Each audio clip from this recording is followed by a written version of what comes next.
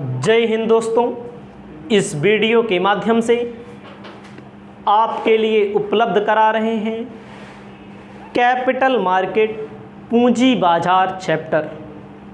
ध्यान दीजिएगा, आपको अपनी कॉपी में लिख लेना है। चैप्टर का नाम कैपिटल मार्केट। ध्यान दीजिएगा, कैपिटल मार्केट। कैपिटल मार्केट को हिंदी में कहते हैं पूंजी बाजार। हमारी बातों को ध्यान दीजिएगा, हमारी भावनाओं को आपको समझना है, आपको परीक्षा की तैयारी के हिसाब से पढ़ना है।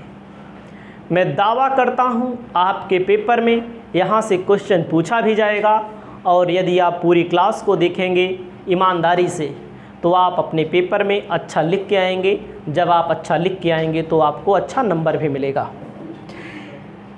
ध्यान दीजिएगा, साधारण शब्दों में हम कहते हैं आशय इसका क्या होता है, एकदम आप समझिएगा। आशय या अर्थ क्या होता है या मीनिंग क्या होती है। पूंजी बाजार का मतलब होता है जहां दीर्घकालीन प्रतिभूतियों का लेन देन होता है, उसे पूंजी बाजार कहते हैं।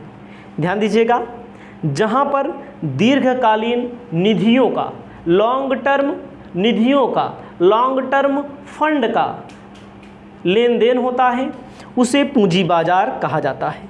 तो लिख दे थोड़ा से और समझा देते हैं अच्छे से। आपको लिखना है जहां दीर्घकालीन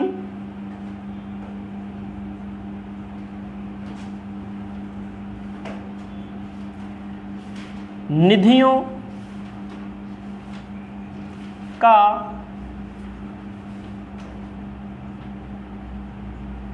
लेन देन होता है, उसे पूंजी बाजार कहते हैं। दीर्घकालीन का मतलब होता है जहां पर 5 साल या 5 साल से अधिक। समझिएगा, अगर आपकी कोई कंपनी है, आपको पैसे की आवश्यकता है, आपको धन की आवश्यकता है, तो 5 साल से अधिक के लिए जहां से आप पैसे की व्यवस्था करेंगे, जहां से आप लेन देन करेंगे, उसे हम लोग कहते हैं पूंजी बाजार, कैपिटल मार्केट। समझिएगा हमारी बातों को, ठीक है। इसके बारे में और भी कहा गया है यह विभिन्न माध्यमों की ऐसी श्रृंखला है जिसके अंतर्गत बचतों को औद्योगिक एवं वाणिज्यिक उद्यमों एवं सार्वजनिक प्राधिकारियों के लिए उपलब्ध कराया जाता है। अब मैंने जो बता दिया ये केवल इतना ही लिखिए, जहां दीर्घकालीन निधियों का या प्रतिभूतियों का लेन देन होता है, उसे क्या बोला जाता है? पूंजी बाजार। एक होता है मुद्रा बाजार, भी एक होता है मनी मार्केट। मुद्रा बाजार में होता है जहां अल्पकालीन प्रतिभूतियों का लेन देन होता है, उसे मुद्रा बाजार के नाम से जाना जाता है। वो वाला चैप्टर आप पढ़ेंगे तब वो बात अलग रहेगी। अब आपको मैं बताना चाहता हूं पूंजी बाजार की जो संरचना होती है। ध्यान दीजिएगा, थोड़ा संरचना थोड़ा पढ़ना है, ज़्यादा दिमाग खर्च करोगे तो आपका नुकसान हो जाएगा। तो मैं जो बता रहा हूं उसको आप पढ़िए। लिखिए पूंजी बाजार की संरचना। पूंजी बाजार की संरचना में आप समझिएगा 2 स्टेप आते हैं। प्रतिभूति बाजार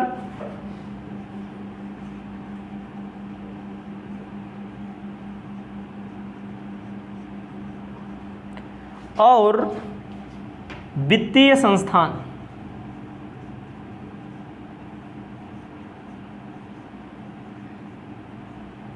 समझिएगा, प्रतिभूति मतलब कि जहाँ पर प्रतिभूतियों का लेन देन होता है। अब इसमें आप आएंगे, इसमें भी 2 पार्ट बनेंगे। थोड़ा मार्कर भी नहीं चल रहा है, आज हमारी दशा खराब है मार्कर के संबंध में, ध्यान दीजिएगा। इसमें 2 होते हैं, एक होते हैं सरकारी प्रतिभूतियाँ,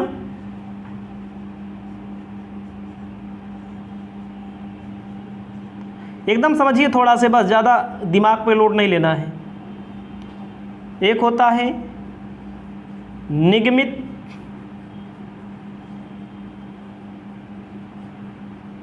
प्रतिभूतियां,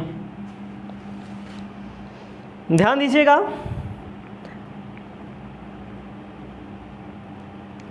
पूंजी बाजार की संरचना, पूंजी बाजार में मुद्रा का लेन देन होता है, जो दीर्घकालीन मुद्रा का लेन देन होता है, मैंने बता दिया। तो इसमें व्यवस्था कहाँ से की जाती है? इसमें व्यवस्था की जाती है प्रतिभूति बाजार से। मतलब कि जहाँ पर प्रतिभूति किसे कहते हैं? प्रतिभूति एक कागज़ का टुकड़ा होता है। जैसे आप कागज़ का टुकड़ा लेंगे, मार्केट में इन्वेस्टमेंट कर देंगे। सरकारी प्रतिभूतियाँ होती हैं और निगमित, निगमित का मतलब होता है जो कंपनियों द्वारा निर्गमित की जाती हैं, जैसे अंश, ऋण पत्र, बॉन्ड, ये सब कंपनी द्वारा निर्गमित की जाती है। सरकारी द्वारा राज्य सरकार, केंद्र सरकार और जो स्थानीय सरकार होती है, ठीक है। और वित्तीय संस्थान मतलब जो वित्त की व्यवस्था कराते हैं, उन्हें वित्तीय संस्थान के नाम से जाना जाता है। आपको ध्यान देना है सरकारी प्रतिभूतियाँ क्या होती हैं। जैसे भाई लोग आप समझिएगा, जगह नहीं है तो केंद्र सरकार, राज्य सरकार, स्थानीय सरकार, स्थानीय मतलब जिसे नगर पालिका हो क्या होती हैं, ए आती हैं सरकारी प्रतिभूतियों में। अब निगमित, निगमित का मतलब होता है, निगमित प्रतिभूतियाँ किसे बोला जाता है? निगमित प्रतिभूतियाँ उसे बोला जाता है जैसे क्षमतांश ना, पूर्वाधिकार अंश, ये सब पीछे पढ़ा है आपने। बॉन्ड मतलब कंपनी इनसे पैसा इकट्ठा करने का काम करती है।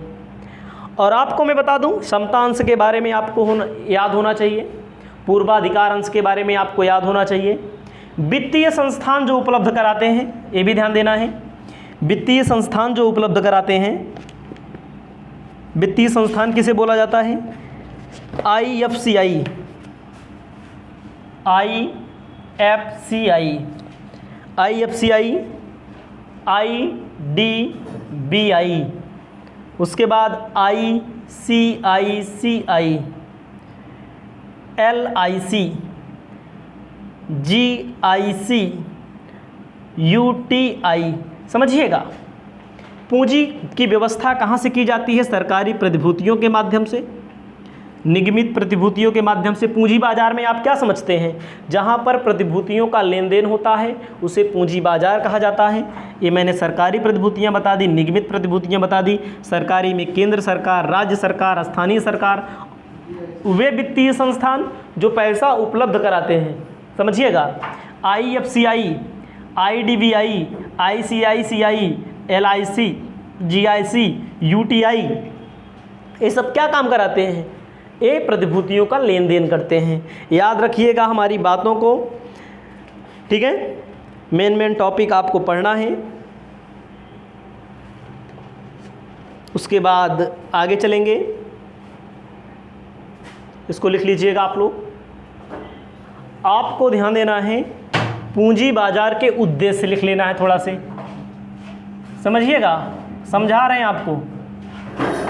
पूंजी बाजार के उद्देश्य, हेडिंग में आपको पहला लिखना है बचत, पहला लिखना है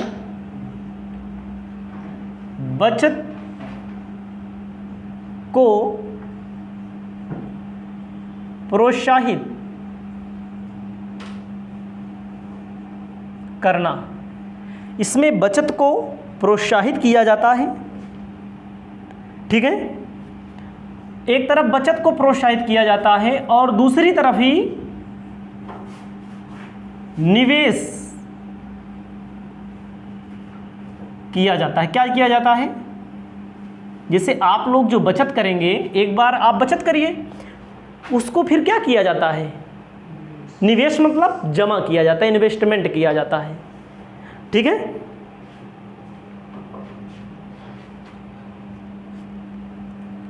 तीसरा नंबर, लाभदायकता को बढ़ावा देना। लाभदायकता को बढ़ावा दिया जाता है। ठीक है। चौथा नंबर ये लिख सकते हैं, राष्ट्रीय बचतों का केंद्रीयकरण। ठीक है। पांचवा नंबर, निवेश का आयात।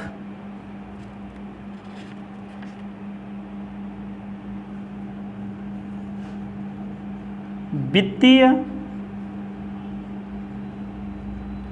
संसाधनों से हुए घाटे को पूरा करना।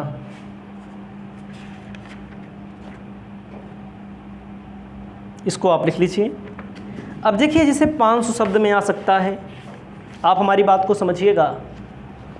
जो भी स्टूडेंट जुड़े हुए हैं, देखेंगे क्लास को, 500 शब्द का पूछेगा तो क्या लिखा जाएगा? इतना थोड़ी लिखा जाएगा।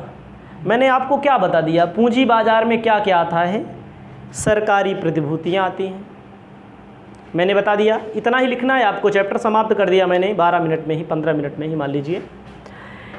आप समझिएगा, पूंजी बाजार से पूछे तो आपको लिखना है, पूंजी बाजार वह बाजार होता है जहां पर दीर्घकालीन प्रतिभूतियों का लेन देन होता है, उसे पूंजी बाजार के नाम से जाना जाता है। लिख लेंगे इतना। पूंजी बाजार में क्या क्या शामिल किया जाता है? मैंने बताया, केंद्रीय मतलब कि सरकारी प्रतिभूतियां। सरकारी प्रतिभूतियों में आपकी हेडिंग बन सकती है केंद्र सरकार की प्रतिभूतियां। केंद्रीय सरकार में केंद्र सरकार की प्रतिभूतियां।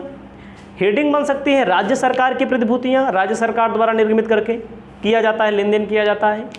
और स्थानीय सरकार की प्रतिभूतियां। इतना आपके दिमाग में आना चाहिए। निगमित प्रतिभूतियां, आप समझिए हमारी बात। 500 शब्द का पूछेगा तो कैसे लिखना है? निगमित प्रतिभूतियां। निगम मतलब होता है कंपनी के द्वारा जो निर्गमित किया जाता है। कंपनी के द्वारा क्या निर्गमित किया जाता है? समता अंश निर्गमित किया जाता है ना। क्षमता अंश के बाद क्या निर्गमित किया जाता है? पूर्वाधिकार अंश। पूर्वाधिकार में भी होता है प्रकार, संचयी पूर्वाधिकार अंश, असंचयी, भागयुक्त, अभागयुक्त, शोधनीय, अशोधनीय, परिवर्तनीय, अपरिवर्तनीय ना। अब इतना पहुंचेंगे। अब क्या होता है? ऋणपत्र। ऋणपत्र भी कंपनी निर्गमित करती है। ऋणपत्र कंपनी निर्गमित करती है। कंपनी के ऋणपत्र के प्रकार अगर 500 शब्द में लिखना तो ये लिखा जाएगा। भले मैं इतना जल्दी बता दे रहा हूँ, क्योंकि जो चीज़ पढ़ाया गया है अंश के बारे में, क्षमता अंश के बारे में, पूर्वाधिकार अंश के बारे में, ये सब बेसिक चीज़ें हैं, पढ़ाई गई हैं। अगर आपको ना मिली हो तो आप हमें बताएंगे, आपको मिल जाएगी, उसमें कोई डाउट नहीं है। आप समझिएगा। अब ऋणपत्र ऋण देने का प्रमाण पत्र होता है, जिसमें ऋण से संबंधित शर्तें लिखी होती हैं। लेने वाले का नाम, देने वाले का नाम, तमाम चीज़ें। ऋणपत्र के प्रकार भी आता है। वाहक ऋणपत्र, पंजीकृत, पहला होता है पंजीकृत ऋणपत्र, वाहक ऋणपत्र, सुरक्षित ऋणपत्र, असुरक्षित ऋणपत्र, परिवर्तनीय ऋणपत्र, अपरिवर्तनीय ऋणपत्र, शून्य कूपन दर ऋणपत्र, और एक होता है बॉन्ड। यहाँ से भी पैसा निर्गमित किया जाता है ना। अब आइए, अन्य संस्थाएं क्या होती हैं? अन्य संस्थाएं जो प्रतिभूतियों का लेन देन करती हैं। अन्य संस्थाओं में आता है, 2-4 नाम तो आपको याद ही रहेगा, IDBI, IFCI, ICICI, LIC, UTI, ये सब कंपनियां हैं जो प्रतिभूतियों का लेन देन करती हैं। तो मैंने आपको बता दिया, यही आता है पूंजी बाजार में। इसके बाद की वीडियो में आप नेक्स्ट टॉपिक पढ़ेंगे।